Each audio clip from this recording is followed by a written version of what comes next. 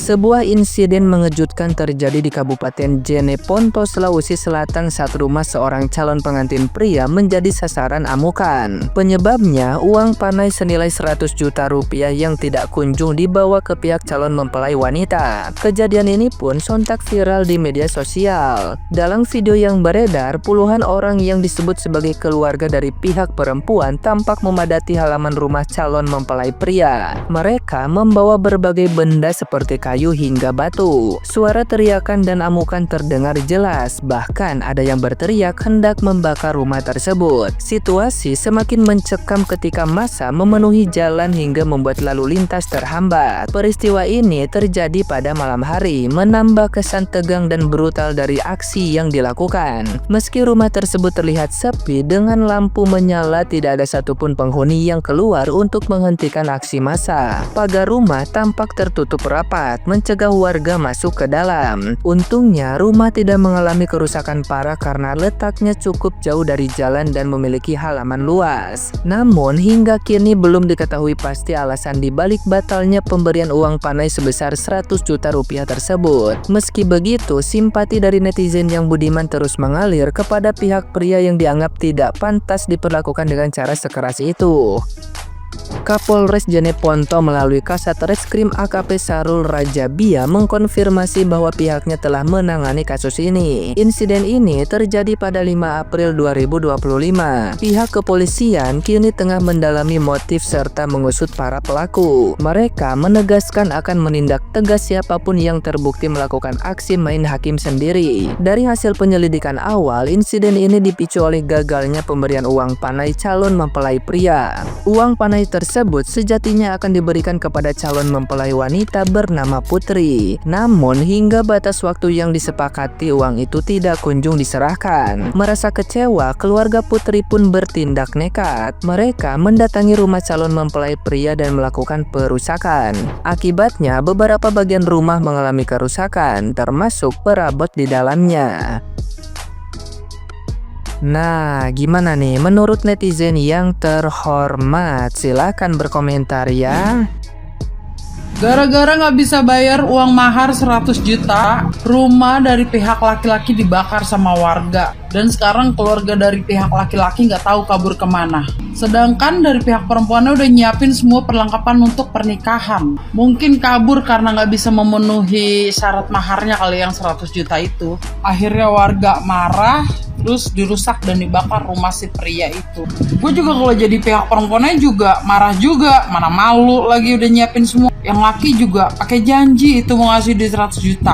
Kalau nggak mampu nggak usah janji. Buat yang lagi mau ngelamar nih ya, udah nggak usah janji-janji duit gede. Apa adanya aja udah, yang penting sah.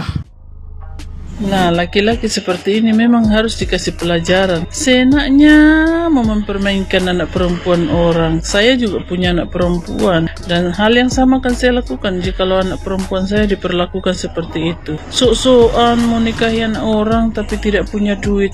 Apakah siri, bikin malu. Kau tahu toh, anak cewek dari Sulawesi itu bukan untuk kau main-main, kan kau kan orang Sulawesi juga, pastinya kau tahu dong. Kalau kau tidak punya uang, ya tidak mampu, jangan sok-sokan mau nikahi anak orang, ya kan? Kumpul duitmu banyak-banyak dulu. Nanti kalau uangmu sudah sanggup untuk mau menikahi anak orang, baru kau sok-sokan. Apakah sirikan kau? Teksengmu mau bikin malu. Ajar di. Kalian tahu gak yang soal uang mahar atau uang panai 100 juta? Sekarang kita main detektif-detektifan.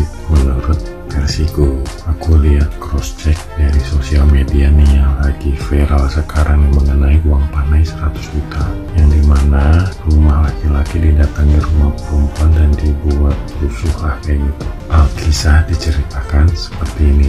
Katanya laki-laki itu tuh udah menjanjikan uang 100 juta untuk menikahi. Entah, kita nggak tahu obrolan sebelum itu seperti apa. Entah ditawarkan 100 juta dan diiyakan oleh si pihak laki-lakinya, atau si pihak laki-lakinya langsung menjanjikan 100 juta. Saya nggak tahu. Tapi di hari H katanya si laki-lakinya itu cuma punya uang berapa belas juta, nggak tahu nih. telepon lah gitu. Tapi si pihak laki-lakinya nggak mau datang ke rumah hanya gara-gara malu mungkin ya. Tapi si pihak perempuan kan sudah mempersiapkan kedatangan pihak laki-lakinya. Jika pihak laki-laki tidak datang pasti bakal malu juga. Hasilnya sudah ditunggu berjam-jam tidak datang, akhirnya dengan emosi dan pihak perempuan merasa harga dirinya terinjak, mendatangilah ke rumah laki-laki tersebut. Intinya begini, kalau kita sebagai laki-laki niat baik untuk melamar perempuan, sesanggupnya kita aja. Kalaupun ada tawaran, bagaimana jangan hanya gara-gara cinta kita menjanjikan sesuatu yang kita nggak tahu. Manusia cuma bisa berekspektasi, tapi realitanya Allah tetap yang nentuin. Dan mungkin bagi pihak perempuan juga, jika ingin adanya mahar atau panai, alangkah baiknya melihat juga dari sisi pihak laki-lakinya sanggup apa tidak, karena nikah itu bukan hanya tentang pernikahannya aja, tapi bagaimana ke depannya. Kalau menurut pendapat kalian, siapa yang benar, siapa yang salah? Komen. Makanya gue bilang, udah paling bener itu nikah tuh di KUA, ya kan? Udah simple, murah, meriah. Tapi kan nikah itu seumur hidup, sekali seumur hidup. Ya karena seumur hidup, ya kan. Kalau lu uangnya banyak, tajir melintir ya, lu pewaris-pewaris yang punya tanah di sana kemari, lu anak-anaknya para koruptor, ya kan. Lu adalah orang-orang pejabat tinggi yang uangnya banyak, lu pengusaha sukses, nggak apa-apa. You spend a lot of money dan itu nggak ngaruh sama kehidupan lu selanjutnya. Tapi kalau lu pas-pasan, ya kan, masih makan dari gaji, ya kan, tabungan nggak ada. Adapun tabungan ya cukup-cukup buat ngabisin, ngikutin tradisi, ngikutin kemauan keluarga gitu, keluarga perempuan ngikutin keluarga laki-laki, panainya dimintain tinggi, ya kan, segala macem.